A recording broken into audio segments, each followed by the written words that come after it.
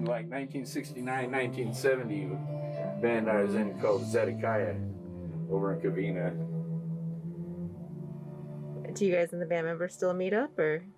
No, I played with those guys about 6 years ago. Two of them, the two singers there.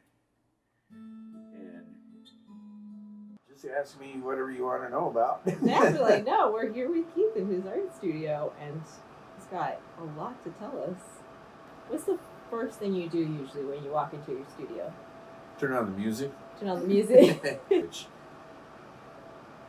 gets the energy flowing. Mm-hmm. You know, it takes my mind from all the other distractions. Mm-hmm. And since I've been so into music my whole life, it carries over. So when I'm painting, sometimes I'm painting with the music, you know.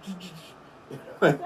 I try to have as much fun with my art as I can. And I'm constantly sketching things out to go in paintings. The different characters. That's a basic, just a concept of the Roswell crash. If it happened at the pyramids, This would be it. you know, 10,000 BC or so, you know.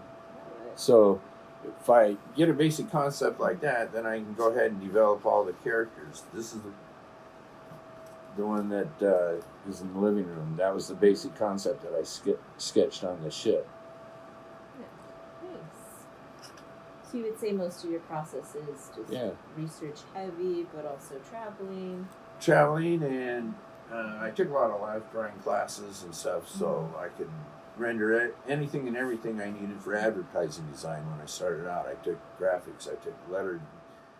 Art history taught me a ton of stuff that just was like, oh wow, this opens up whole new areas of like, okay, let's check this out, let's research this. And you start researching, you find out all kinds of stuff. In the Bible, it says God has 20,000 chariots of fire. It also says that Enoch was taken up into a craft into the heavens and brought back after being taught stuff. And that Moses was translated up into the heavens and didn't taste death. Mm-hmm. So you got all these religious things that point to things that happen.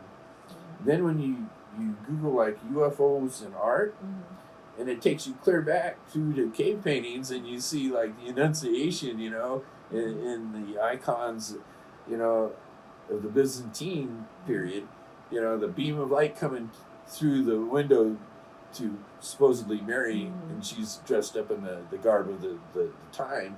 But there's so many things, UFOs and things that take you back through time that artists, I don't know, it's tough, and I try to get people to think outside of what they're normally programmed to think about, so that they'll question these things, and they may find a heart, have empathy for others, and pain, you know, express share their good things, you know. So I mean, this is a humorous question, but what do you think our world's gonna look like in a couple years? I don't know. I hope we survive the next 4 months. I hope so too, actually. You know, it's the more we read and watch and study and learn, it's like things are so out of control by corporations and the elite now that it's like we're the serfs. And with all the protests and stuff, it's about time that white supremacists are going to get shoved back, you know. So people tell me I should teach this stuff. I don't know where. I invite people to come over and, you know, sit and paint and rap about this stuff. Definitely. You know. Do you have any advice for any of the future young artists out there? Learn to be creative. Learn to think conceptually. There's so many artists out there now who don't think conceptually. They don't do conceptual art.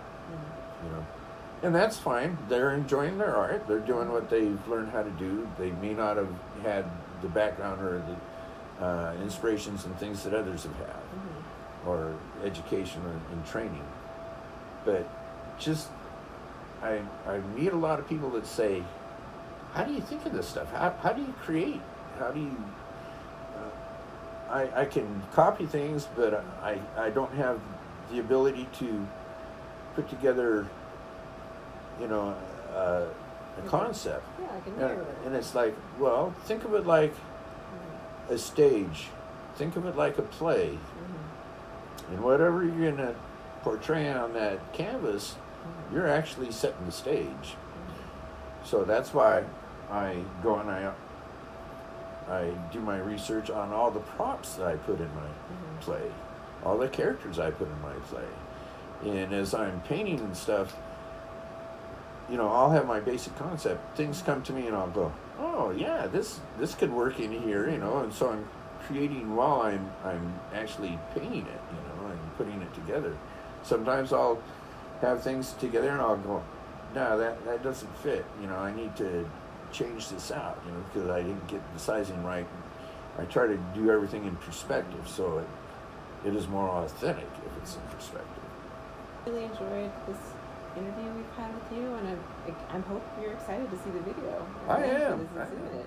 I'm excited.